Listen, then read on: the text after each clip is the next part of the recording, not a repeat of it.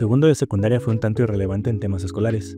Comenzó un poco el declive de mi vida estudiantil, pero aunque me fui a algunos extraordinarios, los pasé. Llegó tercero. Yo pensaba que estando en tercero de secundaria, inmediatamente los demás morros de la escuela nos respetarían y seríamos los amos de la escuela al menos un año, pero no. Y menos nosotros, que no éramos ni los guapos, ni los populares, ni los que sabían pelear, ni los mejores estudiantes. No éramos nada de eso que te hace sobresalir en una escuela pública. En cambio, éramos morros que solo querían pasar de año, aburridos de las tareas interminables y de los maestros que hacían su mejor esfuerzo para que pudiéramos salir de la secundaria. Hablando de maestros, me da mucha pena. No recuerdo el nombre de la maestra ni de la materia, era como de esas optativas. Materias en las que te enseñan algunas cosas, pero que no tienen mucha repercusión en lo que haces en la escuela. Sin embargo, esa maestra fue la única que vio que me gustaba dibujar y que me apoyó a hacerlo. Me pasaba el pizarrón, me pedía que le ayudara con dibujos de la clase, me decía que era muy bueno dibujando, etc. Muchas gracias, maestra, en donde quiera que esté. Gracias a usted no me volví loco con todo lo que pasaba en casa y en la escuela en ese entonces. Me hizo sentir útil. Y por otro lado, otra maestra que no recuerdo bien su nombre tampoco, y que no me importa recordarlo ahora, que me hizo sentirme una persona sin identidad desde que entré a su clase. Verán, esa maestra había tenido como alumnos a mis hermanos mayores desde la primaria. Ahora en la secundaria me topo con ella y jamás pudo grabarse mi nombre. Siempre me llamaba con el nombre de mi hermano mayor, lo cual me sacaba de mis casillas. Siendo un puberto buscando su identidad y quién eres en esa etapa de la vida, y una maestra se empeña en llamarte como alguien más y compararte con tus hermanos. Y no solo en privado, sino a toda voz en clase, por lo cual también mis compañeros de clase me comenzaron a llamar con el nombre de mi hermano. Fue la cosa más molesta de mi vida. En ese momento de mi vida me tumbé a dibujar todo el día, todos los días. Escapaba de mi realidad haciendo monitos y mis papás seguían viéndolo como algo malo. No entendía por qué a mi hermano mayor mis tíos le regalaban material para dibujar y a mí no, si a mí también me gustaba. La escuela me dejó de llamar la atención del todo y me iba de pinta casi todos los días. No quería ver a la maestra de español llamarme por otro nombre y decirme por qué yo no podía ser un buen estudiante como mis hermanos. No quería regaños ni perder mi tiempo con gente que no me entendía, o eso pensaba en ese momento. En cuanto a mis amigos, seguíamos los mismos del grupito de siempre, pero fui yo el único que ya no llevaba tareas, echaba relajo, se saltaba las clases, se iba de pinta, se ponía a dibujar en vez de hacer los ejercicios de la clase. Lo único que me divertía era llegar a mi casa a ver anime en la tele, dibujar y jugar Play.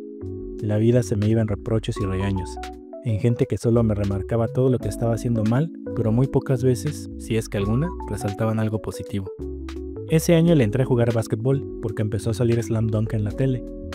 Y en casa compraron una cámara de video para la familia y para que mi hermano mayor la usara para su carrera, pero no. Mi hermano mayor pensó que era para él y no nos dejaba usarla, y solamente una vez me la prestaron. Se me ocurrió grabar un noticiario con sketches con humor pedorro de morro. A mis compañeros les gustó la idea y yo quería seguir haciendo más, pero no me volvieron a prestar la cámara, y como el cassette era prestado, sabrá Dios dónde quedó esa grabación. En esa época también existía el mejor lugar de la vida en donde íbamos a perder tiempo mis amigos y yo, las Masters. Era un local en donde vendían hamburguesas, hot dogs, papas y otras tragaderas, pero que también había maquinitas y tenía el primer café internet de la colonia, el primero, con computadoras lentas como caracol con sueño, pero era el primero. Recuerdo que Kike y Manuel abrieron ahí la página de Playboy. ¡Qué tiempos! Nos gustaba ir ahí a jugar King of Fighters 98. Yo nunca he sido bueno para jugar en maquinitas, pero me gustaba estar ahí con mis amigos, pasando la vida. Era mi momento feliz. En ese momento también hice mi primer cómic en unos cuadernos. Como éramos 5 amigos que nos juntábamos, imaginé que éramos las fuerzas especiales Ginyu, pero que en vez de ser extraterrestres raros, todos éramos saiyajines y peleábamos con malos y así. No era muy bueno en verdad y dibujaba horrible, pero fue mi primer paso a dibujar personajes míos y empezar a contar historias. Un día, de la nada, la maestra de español, la que me comparaba con mis hermanos, nos llevó a Abraham, Alejandro y a mí a donde el maestro de educación física guardaba los materiales para su clase. Era una pequeña bodega. Nos encerró ahí con llave, nos paró en fila y nos dio un cachetadón a cada uno, diciéndonos que nos pusiéramos las pilas y que ya dejáramos de hacer tonterías, que nos pusiéramos a estudiar y que dejáramos el relajo. Ese día fue el día en que más enojo he sentido, enojo e impotencia. También ahí en ese momento decidí que al carajo la maestra y al carajo la escuela. El resto del año me dediqué a dibujar. Quería mejorar y mejorar, y para mí no había otra cosa que hacer. En una revista de anime que se llamaba Monos y Pelotas, regularmente había manera de mandar dibujos y que los publicaran.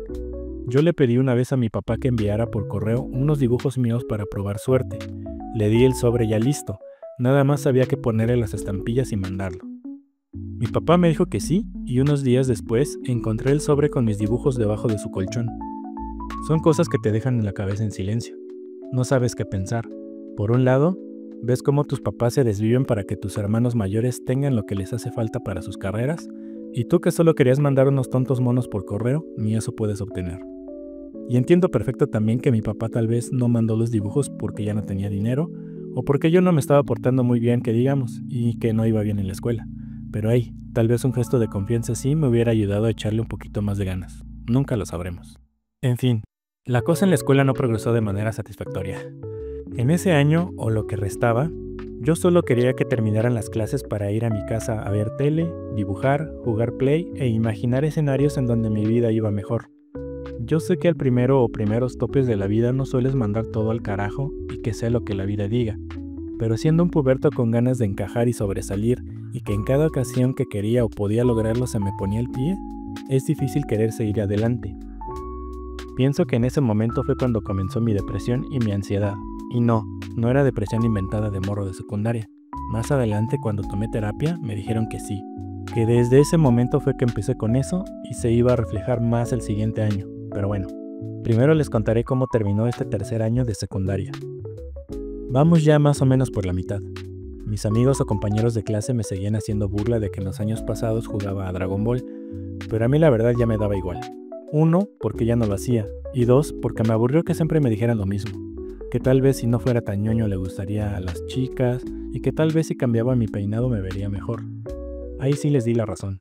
Llevaba toda mi vida hasta ese punto peinándome de rayita a un lado, así que en ese momento tomé la radical idea de peinarme de raya en medio, así como mis otros dos amigos.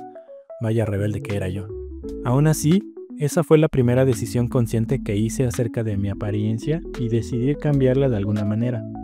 Me costó muchos días de peinarme con un buen de gel para que se me acomodara el cabello, pero se logró. También algo curioso pasó.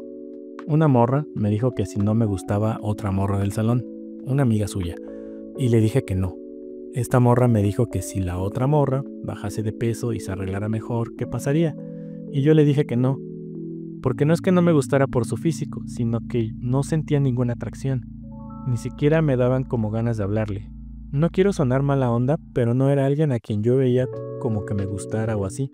Solo era una morra del salón, como todas las otras morras del salón. Además yo había decidido que al carajo las morras ese año, así que por un largo tiempo estuve sin tener novia. Creo que hasta que llegué a la prepa tuve a la primera.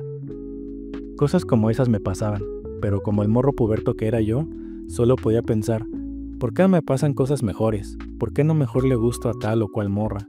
¿Por qué no mejor me pasaban cosas buenas como el desmadroso del salón que se hablaba con morras guapas? O que los maestros no les revisaban las tareas a algunos compañeros y a mí siempre me las querían revisar, aún sabiendo que no las hacía. Todo era molesto para mí y vivía en mi drama interno. Mis papás seguían restringiéndome los tiempos de salir a jugar, incluso si mis amigos iban a casa por mí. Seguían vigilándome desde muy cerca y rara vez podía hacer algo divertido fuera de la casa. Y cuando me agarraba a jugar Play para divertirme dentro de la casa, eso también les molestaba. Si me ponía a dibujar, les molestaba. Y sé que les molestaba porque no hacía tareas, no iba bien en la escuela y todo eso, pero tampoco me daban un respiro. Y sigo preguntándome hasta este día si fue lo mismo con mis hermanos mayores. Total, que seguí con mi conducta autodestructiva durante meses. Mis papás ya no querían ir a las firmas de boleta porque sabían que todo el mundo les iba a decir que yo no llevaba tareas, que no iba a las clases y que no hacía nada, que tenía todos mis libros rayoneados y que la maestra de español me iba a comparar con mis hermanos mayores una vez más. Se nos fue un año de vida así.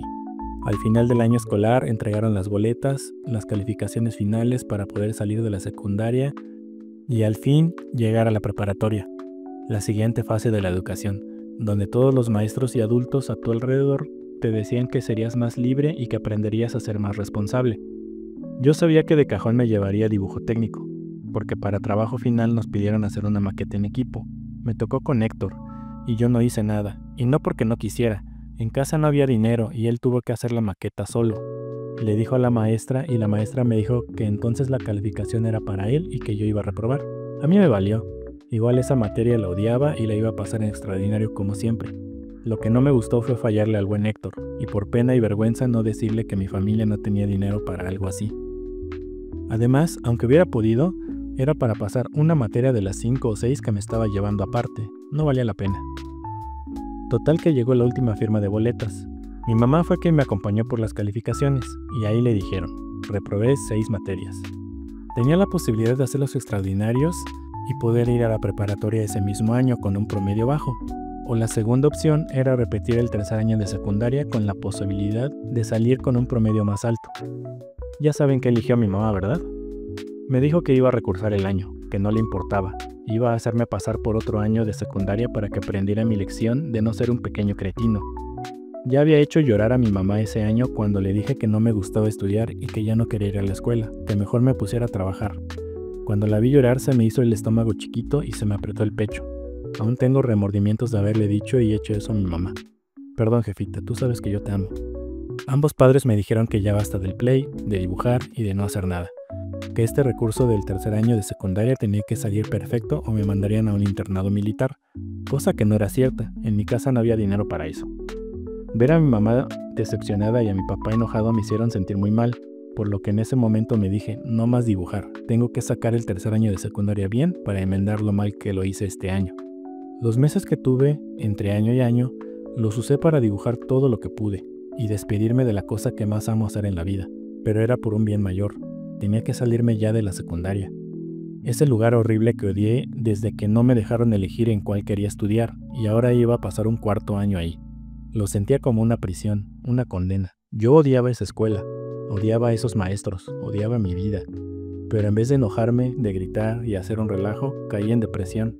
Y con un morro de 13 años deprimido, desilusionado, derrotado, y dejando de lado la única cosa que hacía bien y disfrutaba hacer, comenzaría el cuarto año de secundaria.